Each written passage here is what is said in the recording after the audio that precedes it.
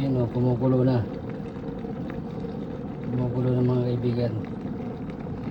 Yung ilalagay ito, sa buti na yun. Kasi bumabalik na naman yung sakit na aking paa. Pag bumabalik kasi yung sakit sa paa ko, ganitong ginagawa ko mga kaibigan. Ayan, pinakulong tubig lang. Napanood ko ito kasi napanood ko sa mag-asawa ni Doc Willie Ong. Tapos tatakpan natin. Higpitan ko muna.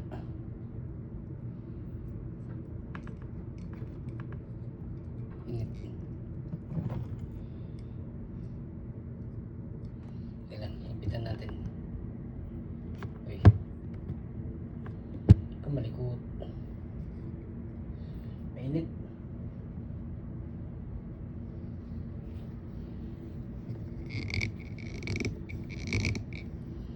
Higpitan natin para hindi siya matapon. Ganito yung ginagawa kong solusyon sa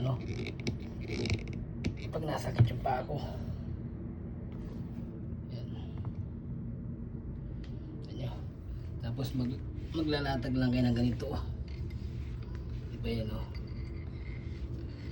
Kasi nung hindi ko pa ito nakapanood sa sa mga puri nila saka doon sa kay mag-asawa ni Doc Willie Ong, umiinom ako ng gamot. Ang binibili kong gamot dito sa Saudi ay yung Panadol Extra, parang yun, parang Alaxan din sa Pinas. Hindi siya nawawala eh. Alam niyo yung pag nagda-drive ka, bumaba ka na sa sasakyan, titiyad-tiyad yung paa mo kasi masakit, hindi ako makatakbo ng ayos. Kaya naghanap ako sa YouTube at yun napanood ko. Ganito ginagawa ko kasi napakabisa nito para sa akin, napakabisa sa paa. Titiisin nyo lang yung init. Ayan o. Init.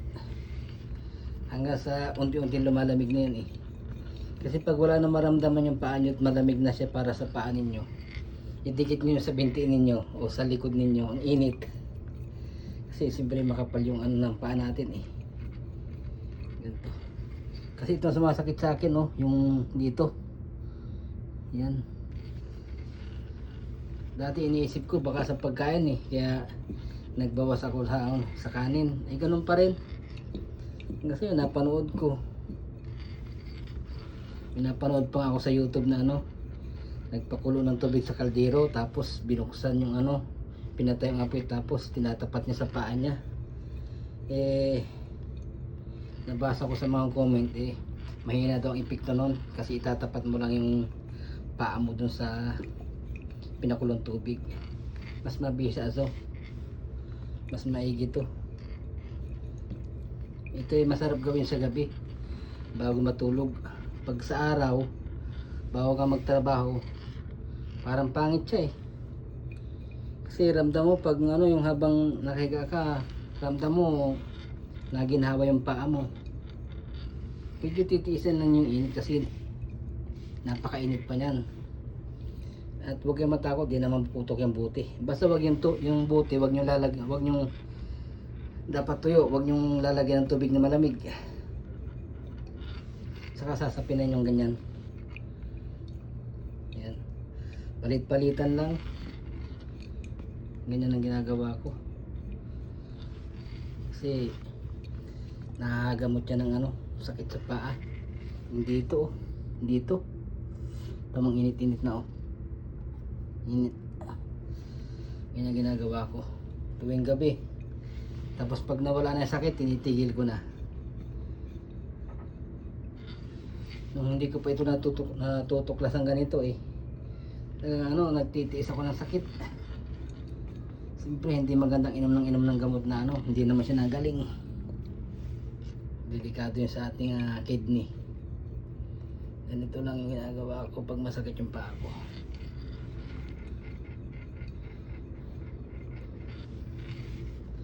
Epekto kasi nakatatrabaho wala na.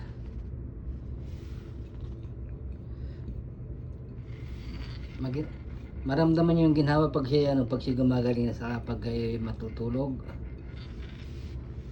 mararamdaman nyo na parang ano, gumiginhawa yung ano ninyo. Kasi yung pag nakahiga ka tapos masisiar ka, maglakad ka, yung unang apak mo, sakit yung paa mo eh, titiyad-tiyad. Tapos yun nga, yung habang nagtatrabaho ka, yung lalo pag inutusan ako ng amo ko, siyempre maglakad ako sa tindahan, may pinabibili, nagmamadali ako, hindi ako makatakbo, masakit sa paa, titiyad-tiyad yung paa ko. Kaya sabi ko sa sarili ko, nung hindi pa ako napunta dito sa Saudi, hindi ko naman naramdaman ito ah. Minsan iniisip ko nga na dahil sa nag-iedad na eh, sabi ko, tinatanong ko yung iba, hindi naman. Yung ibang kabayan, hindi naman. Sabi sa akin, baka dumatigas yung sapatos ko. Sabi ko, malambot naman yung sapatos ko eh.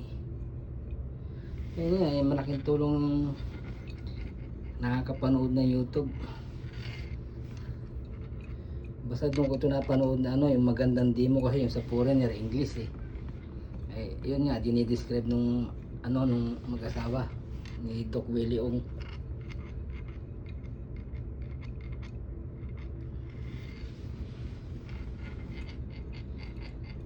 Palit-palitan ng ganyan.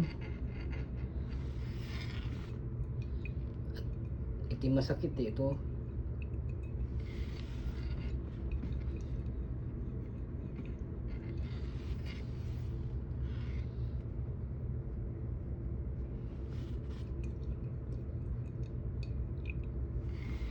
Habang lumalamig yung tubig, maano siya, medyo magilaw-gaw siya sa paa.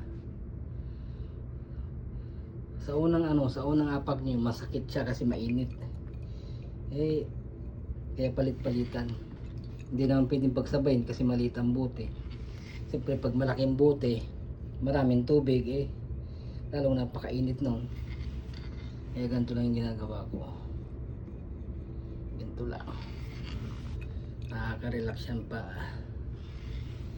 Kasi ginagawa ko dati pag nananakit may pa ako, minamasahe ko nung nung picasin oil. Minamasahe ko ng picasin oil. Hindi rin naman siya nawawala. Masakit siya.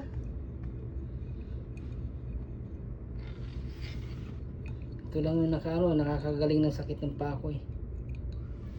Yung tubig na mainit sa buti. Pinakang masahe. Init pa rin